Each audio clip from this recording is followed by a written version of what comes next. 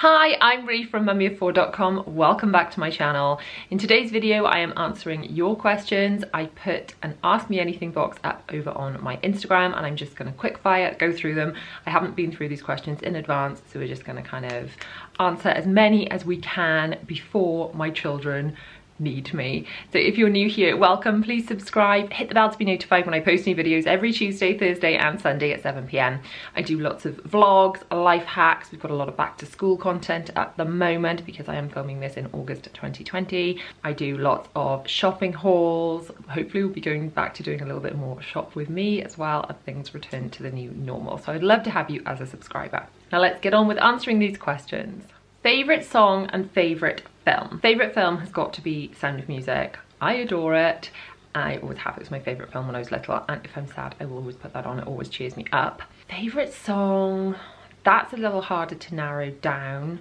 When I was little it used to be Whitney Houston, I Want to Dance with Somebody, so that's got to be up there with my favorites of all time. But trying to pick one favorite of all time is probably too difficult with songs because I just love so many. And if I'm honest, my favorite song changes as to what's my favorite at the moment. At the moment I'm listening to the Hamilton soundtrack a lot. I must admit, I thought it would be like, what's all this hype about Hamilton? I did not expect to love it, but I love it and I've got it on constantly. Have you ever lived anywhere else but Wales, and would you ever wish to move outside Wales? We are happy where we are at the moment. I can't see us moving at the moment. The children are very happy, very settled. Obviously we've just moved house as well. You never say never, you don't know what would come up in the future, but we don't have any plans to relocate. I did for a period of, I think, 3 years when I was in primary and the first year of comp, live in England. I actually lived in Reading for a period of time, but that was because my family relocated there for my dad's job, and then we came back to Wales. So yeah, just literally a 3-year period where I didn't live in Wales. Do you have any siblings? Yes, I have 2 younger sisters. What rules do you have for the kids? We have a few rules, you know, here and there, just to kind of keep things running. But one of the really core value rules I'd say that I have with the children is just be honest. If you are honest, and that's not just not lying, but not hiding things as well. If I can feel they can be honest with me, then we can always trust each other, which is really, really important. It's a good value to have as they go into employment or into friendships and relationships as they're older.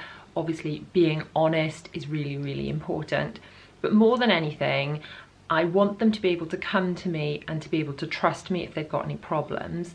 And I always say to them, look, if you're accused of something that you haven't done and you come to me and you say, Mum, look, this has happened, I haven't done it, help me, then I can always say, my child doesn't lie to me, I know they're honest with me, so therefore I can have your corner.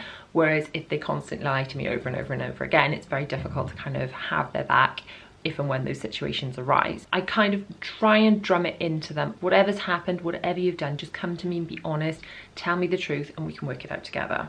So that's kind of our main, like a core value rule. Obviously we have other rules about, you know, not picking noses and sitting nicely at the table and just sort of more little kind of manners and, you know, pleases and thank yous and all those kind of little bits sprinkled throughout our days. But I would say that's kind of a bit of a main one. Is it difficult having 4 children? I've always wanted 4, I have 2 at the moment. I think if I'd just gone like, here are 4 children, that would have been really difficult. Obviously, I just had 1 at a time. I didn't have twins or triplets or, you know, quads. I didn't have, you know, I got 1 at a time. So it does ease you in gently, I think. Going from being childless to 4 children would have totally spun me out, because where I am now is a process.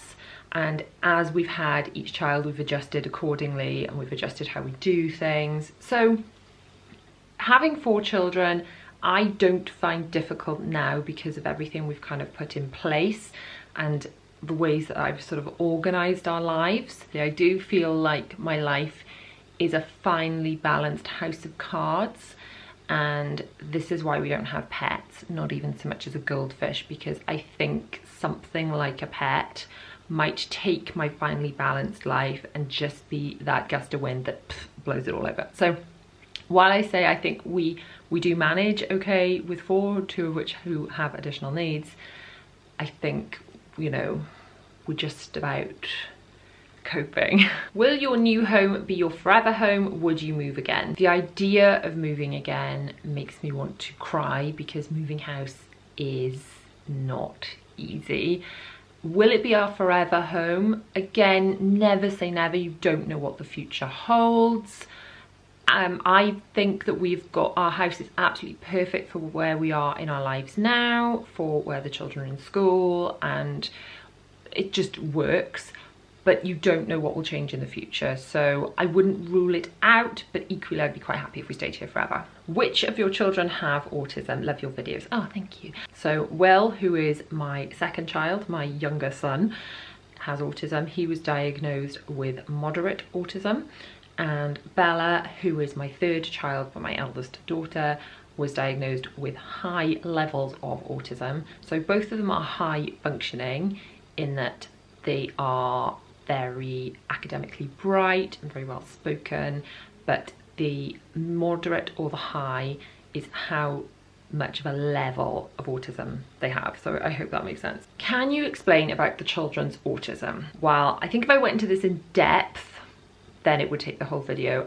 So I am going to link to a playlist below if you want to kind of learn more about that. There's a video where I explain the autism journey from Will and kind of the early signs we noticed right through his diagnosis, and then that video takes you up to kind of just before Bella's diagnosis, and then it takes you right through the diagnosis process and when I got the results and kind of how I reacted to that and everything. So I think everything is explained in that, but by all means, if you've watched all that and you've still got questions, I am more than happy to kind of explain anything further, but let me know in the comments of this video if you have watched that and you've still got any additional questions. What made you first start your channel and Instagram? Basically, a lot of people would come to me and ask for recommendations of things that I was doing because I had babies, so many babies. I just felt like I constantly had babies. As soon as the baby was no longer a baby, I had another baby. So friends and family would be like, oh, where did you get your baby monitor? Or how did you work out cloth nappies and things? In fact, I got a lot of questions about cloth nappies, and I found myself writing these big long emails with like all the different links to things and explaining it, and I'd have friends coming over and I'd show them all the different bits we had and how we'd set up the nursery and all these different things.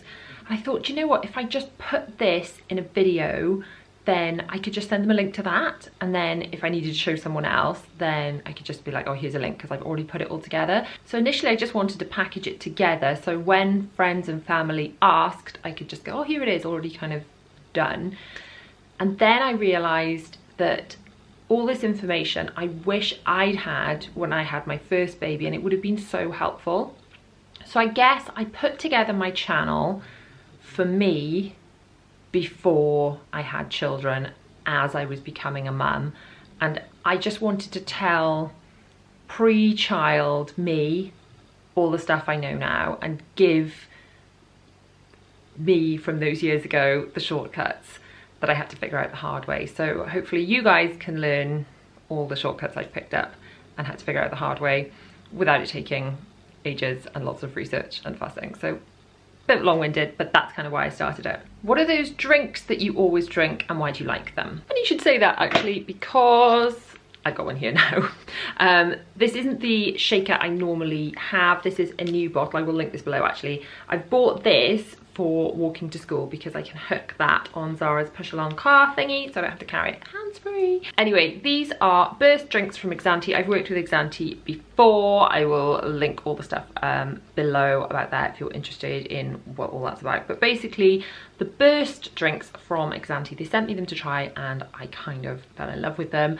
I don't drink tea and coffee, and I was drinking a lot of Diet Coke, and this is a really good alternative. It does have some caffeine in it, so it forms part of my morning routine, but it also has a lot of goodness I can't remember off the top of my head, so I will put all that on the screen now. I have got a blog post that explains all about them in a lot more detail if you are interested in that, and there is also a discount code if you want to try them.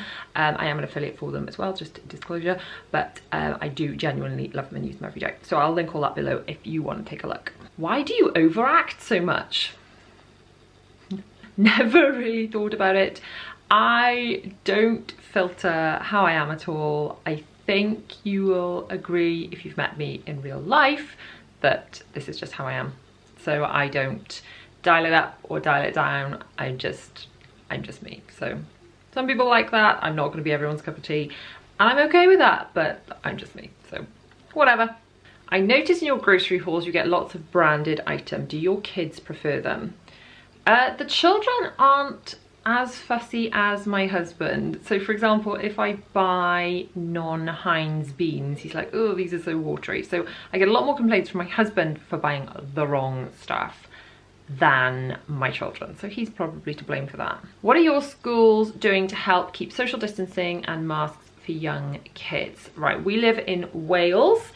The rules at the moment, and don't get me wrong, I am struggling to keep up with everything because I feel like everything is changing all the time. But as it stands today, the day I'm filming this, under age 11s do not have to wear masks anywhere. And under age 11, then they do not have to social distance with each other. Now, when the schools broke up, so the staff haven't been in to kind of adjust what's going on and stuff, I guess, but when the schools broke up, they had arranged staggered drop off and pick up times. I guess that's to keep the adults away from each other as well. And they also were planning to keep the children in to have packed lunches rather than school dinners so that they could keep them in smaller groups. And I think they were planning to just keep them in little bubbles of their class, which are class of up to 30. Now, I don't know now that this social distancing for under 11s has been scrapped, whether they will now play all in the yard together, but initially they were only going to go out in the yard with the rest of their class.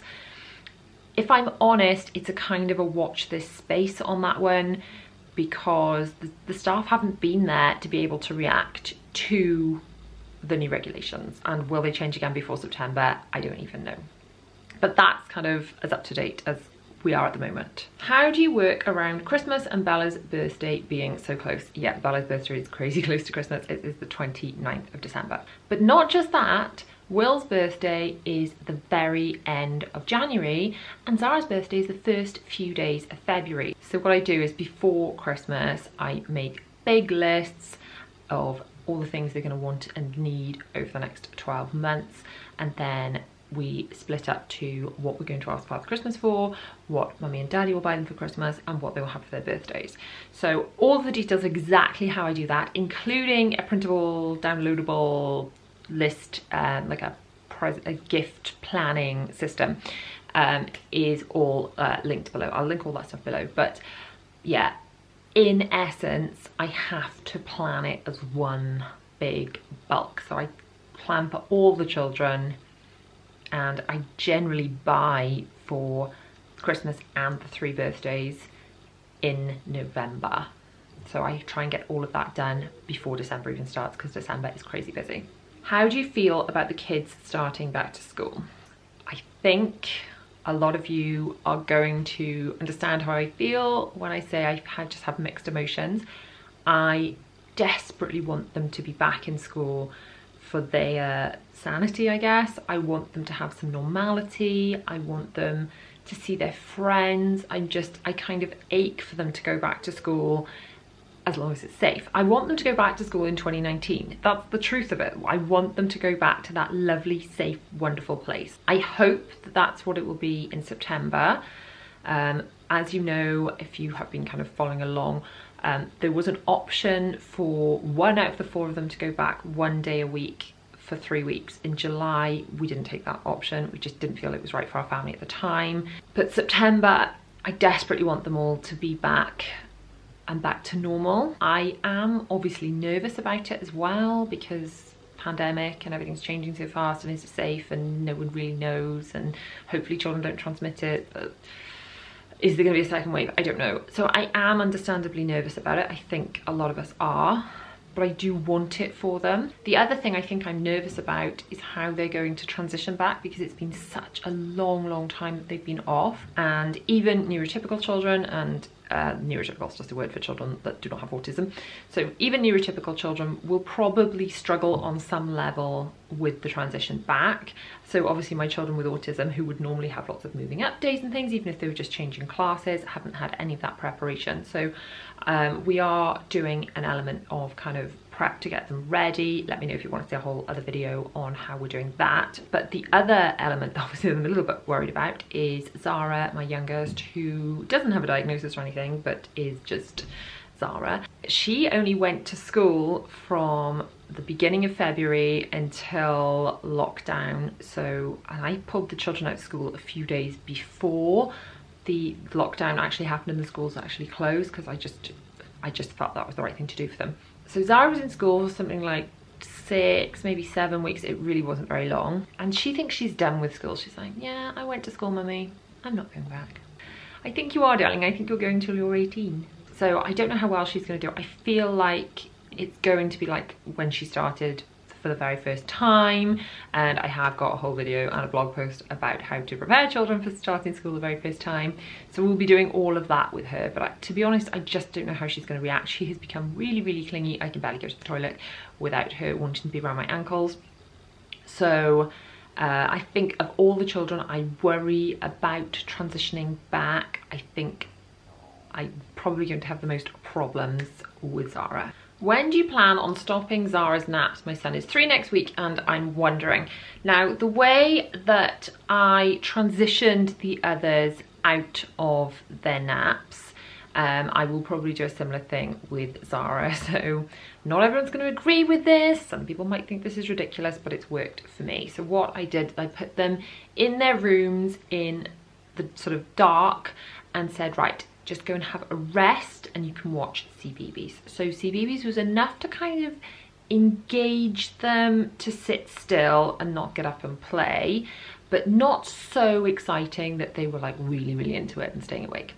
So what I do now with Zara actually, and I did with the others, is I say, right, come on then, it's quiet time and you can go and watch CBeebies in bed, and I snuggle her in, and most days she will fall asleep because she still needs to sleep, and some days when she's just not that tired, she doesn't need to sleep, she'll just quietly watch CBeebies, and then I kind of check in on her, and if she's drifted off to sleep I let her nap, and then if she's really wide awake I get her back up. So that allows her to kind of drop some of the naps and just nap some days of the week and not others, and some days of the week she just needs a bit of that quiet time, and other days she's absolutely out cold and I can't wake her. So I'm sure you've seen on my Instagram stories, some days there is no waking her. So that is kind of how I've transitioned my lot out of their naps, and then eventually they're just, you know, not going to sleep any days, and then you know that they don't need it anymore. But I do find that as they're coming out of that nap stage, often they need it some days and not others, and that's a good way to kind of achieve that without too many battles. Zara will only be in half-day schools for this next academic year, and she will start full-time in September 2021. So obviously she will have dropped her nap at some point during the next 12 months. One tip you'd give someone who's at the beginning of their cloth nappy journey: go and watch my series on it and read all the blog posts, because it's all in there. So that's the one tip. Go and follow all that, because that's why I put it together. I put all the information together that I wish I'd known at the beginning of my cloth nappy journey. So yeah, one tip, go and read all the other tips. How do you stay so slim after all of your children? You look amazing. Oh, that's very sweet. Thank you very much. My weight has fluctuated. I gained so much weight every time I was pregnant, honestly, like insane amounts of weight. I had a lot of weight to lose after every baby. I then did gain a lot of weight at the beginning of lockdown. Really, I could talk about this for a whole video, so let me know if you want to do that. I have struggled with kind of stress eating and things as well, so I've had to put things in place to kind of combat that.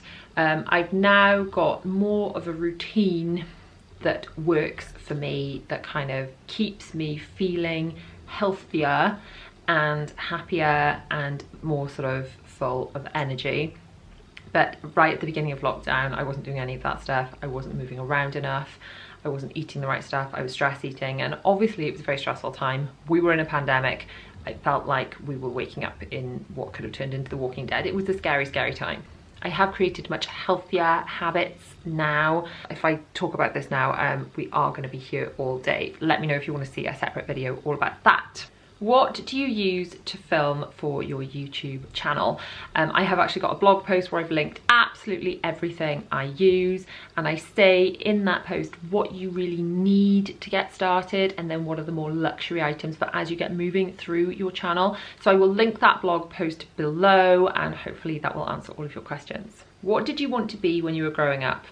I wanted to be a ballet dancer, and then someone told me I was going to be too tall to be a ballet dancer. I mean, I'm 5'4", I'm clearly not too tall to be a ballet dancer.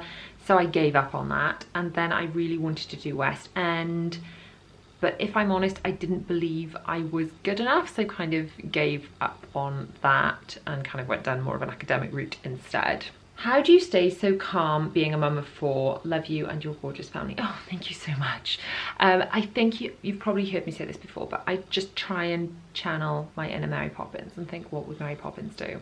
I do not always manage it. I do my best, but there's sometimes a lot of singing in my head and I get a bit sing-songy, and my teenager actually makes fun of me, but the more stressed I'm getting, the more sing-songy I get, because that's a good way to try and keep calm. How do you never have bad days when you lose your cool? You're always so calm and collected. I do have bad days and I do lose my cool. I think we all do. I try and share as sort of openly and honestly as I can, like an unfiltered version of what's going on.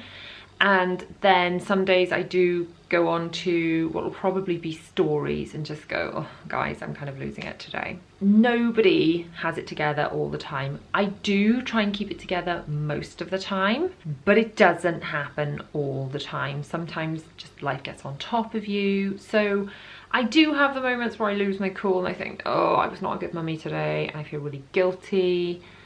We all have those moments. So if you think someone's got it together all the time, either you're not seeing the bits where they fall apart or they're hiding them from you. But I'm here to tell you that I am not cool and collected all the time. I try to be most of the time, but no one's gonna manage 100%. How do you and your husband get quality time together?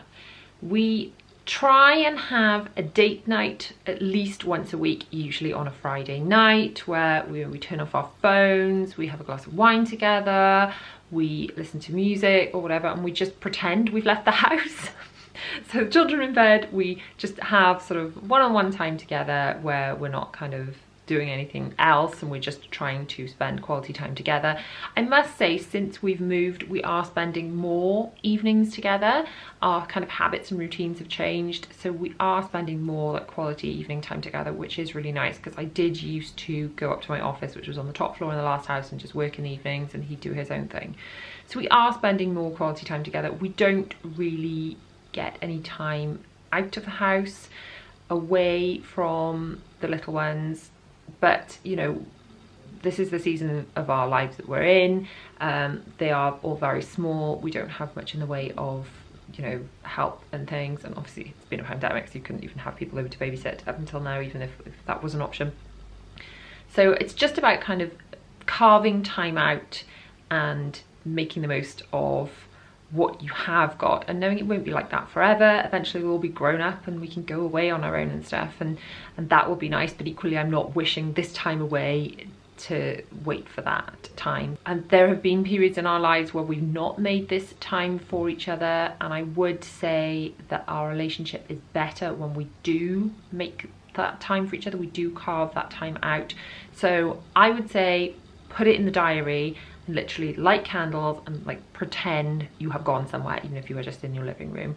Call it date night, do something to make it a bit special if you can. But if it doesn't go in the diary, it probably won't happen as busy parents. How do you keep your mental health in check with such a busy life? Ooh, this is a difficult one. I think I spent a long time thinking that anything I did for myself was selfish and made me a bad mother. Now, I'm fully aware, saying that out loud now, it sounds insane, but I did have this kind of subconscious belief for a very long time. But I think you do have to realise that you're like a car, and if you don't service your car, you really shouldn't be surprised when it breaks down. I'm trying my best to take better care of myself, both mentally and physically. I find fitting in some form of exercise, moving my body every day, benefits me because I feel healthier both physically and mentally. And then when I am healthier both physically and mentally, I'm a better mother for my children, so therefore it is not selfish. So that is why I've kind of justified that to myself, and now that it's formed part of my routine, I realise that it is obviously not selfish. Self-care is not selfish. It is essential because you need to keep yourself at your best for your children. I do try and practice a lot of gratitude, and I do write down things I'm grateful for, because that really does help to kind of keep you grounded and see the positives and things. I have done kind of a lot of work, I guess, on positivity and kind of goal setting and positive thinking and things, and I think that's really helped my mental health. And the other thing is just having really good friends. I don't physically see my friends that much, but I do have amazing friends. I'm really lucky. I've got a lot of people that I'm friendly with, but then I've got a few really close friends that I'm in contact with every single day. My best friend doesn't live anywhere nearby, but I speak to her every single day and she knows me inside out. I've got another 2 friends that I was in school with that I talk to on WhatsApp every single day, and you know, they're fantastic and they like my rocks as well, so I really rely on them.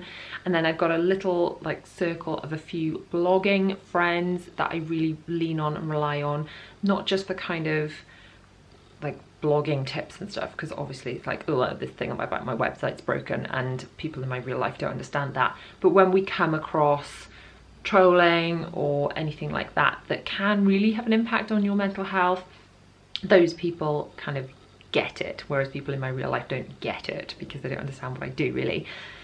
So having a really good support network of friends, virtually if not physically nearby, is really important, and I would say that has really helped my mental health. What is your favourite thing about being a mum? Ooh, limiting that to one thing, I think it's just the overwhelming feeling of how much I absolutely adore my babies. Just, I know we have days where it's challenging or whatever, but the best thing about being a mum is just how much they absolutely light me up, and I can't imagine being without them. They've changed me.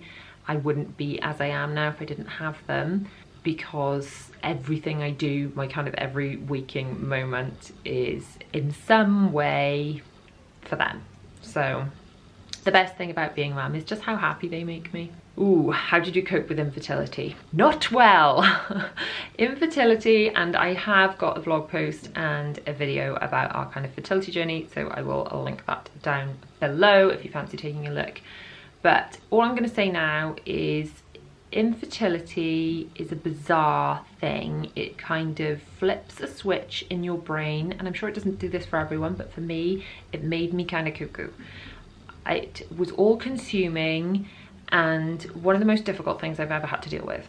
So go and check out that video if you want to hear me kind of go deep on all that. But I just want to say, if anyone is experiencing that, hugs, my heart goes out to you. It is not an easy thing to have to deal with. How do you stay so motivated? I would say that I am very goal-minded. So the reason I stay motivated to do the things, the tasks, is because I always think, what is it set to achieve? The reason I put laundry on every day is because I know I want to avoid the overwhelm of, you know, like when you come back from holiday and you just can't see the floor because there's so much laundry.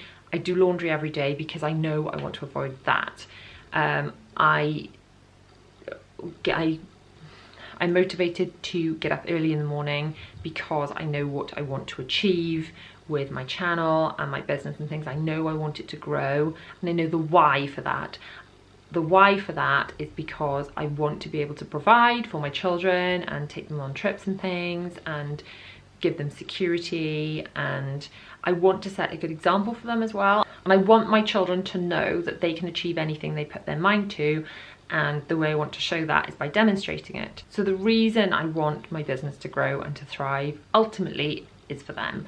So working it backwards, I'm motivated to get up in the morning because I know what I have to achieve that day, and I know I have to achieve that so that I can achieve my goals, and I know I have to achieve my goals for my children. So it's having the goal in mind helps it break back down to the small tasks, and that's how I managed to stay motivated. Hope that makes sense. How do you plan to ease back into the new normal after the pandemic? This is a difficult one, isn't it? I think baby steps is my mantra. I hope with all my heart that they can go back to school and that can be as normal as possible for them.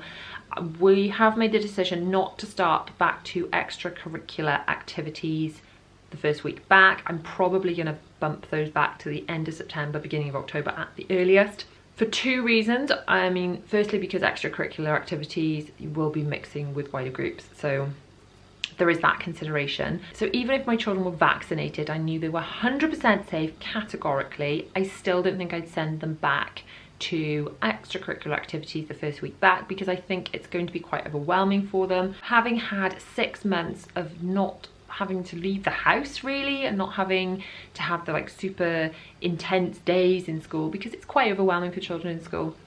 I think throwing them back into all that and extracurriculars and everything first week back, bam, would just be too much for my children. I mean, you know your own children, so obviously you do whatever you think is best for them, but I know for my children, I think they would find that overwhelming. So I think we want to baby steps back into school, and when we know that's going well, then pick one more thing back up, and then pick something else back up, and add it in little by little, baby steps. How are the kids dealing with coming out of lockdown? I think I talked about this on Instagram stories. They were initially incredibly stressed about seeing other people, and they were like, ooh, and Zara says, oh no, I don't want to get coronavirus. It's just really heartbreaking. So they are getting a lot better. I am forcing myself to do a little bit more, and knowing what we should be doing versus what we shouldn't really be doing is really difficult. And I don't mean knowing the rules. I mean, keeping up with that's a full-time job. But even just deciding what is best for our family, just because we are allowed to do something, should we be doing it?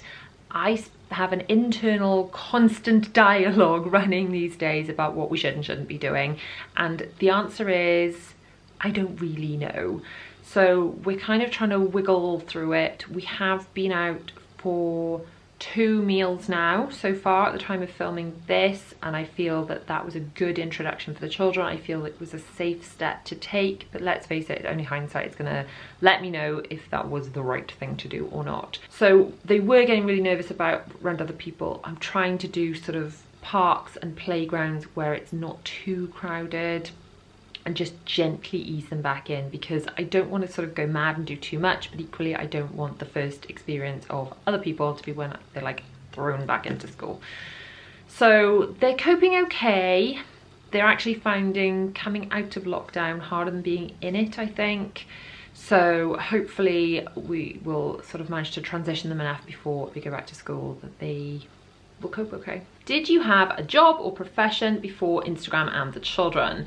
Yes, I have got a degree in business studies and marketing. So I was in marketing before I did all of this and before I had so many children. I'm also a qualified dance and fitness instructor, which I have taught classes and things in amongst all the other things on and off. I did that mainly because I really enjoyed it, and it kind of took me back to my dancing roots from when I was younger, because I did dance pretty much every night of the week when I was younger, and it was just a really good way to fit in exercising and earning a bit of extra money as well. And in fact, what better way to stay motivated? You have to go to the class if you are the teacher. Will I go back to doing that ever? I don't know. I have thought about doing like dance and fitness classes as a YouTube channel. I know that's like a lot to take on. Maybe that would be something I do further down the road, or if there was just enough kind of call for it. It would be a really good way to keep me motivated and also to share what I do to stay fit with you guys. I don't know if it would like fit well on this channel, if it would sit on a separate channel, but it is something I have toyed with, a little idea I've thought about doing. If a brand offered to pay for you and the fam for an all expenses paid trip, where would you go? Disney. Definitely Disney. I'm desperate. It's on my bucket list. I absolutely want to take the children to Disney. Other bucket list places I want to go. I really want to go to New York. Maybe when the children are a little bit older and they can appreciate that a bit more. I really want to take the children to stay in some of the on-site hotels in some of the big theme parks. William is really obsessed with roller coasters and theme parks and really wants to go and stay in the Legoland Hotel, the CBeebies Land Hotel in Alton Towers, and the Chessington Hotel with all the Gruffalo rooms and things. So he's really keen. So those are kind of on the bucket list as well as places to go, because that's what the children really want to do. Are you going to have another baby? I have no plans to have any more children. After the whole sepsis and chickenpox and everything fiasco, which I have talked about before, I will link the full story about that below. But we had a bit of a traumatic experience after having Zara, and after that my husband went and had the snip. So to be honest, if I got pregnant again, I would have some explaining to do, or would he, because he never went for the test to check that it worked. He really still needs to go for that, doesn't he? So no, there are no plans for any more babies, but there may be a plan to get my husband tested to make sure that the vasectomy did actually stick. Thanks so much for sending in your questions, and thank you so much for watching. If you've liked this video, please give it a huge thumbs up. Do not forget to subscribe, hit that bell to be notified when I post new videos every Tuesday, Thursday and Sunday at 7 PM. If you want to watch my latest video, it's just across here, and another video I think you may enjoy from my channel is just down here. See you guys soon.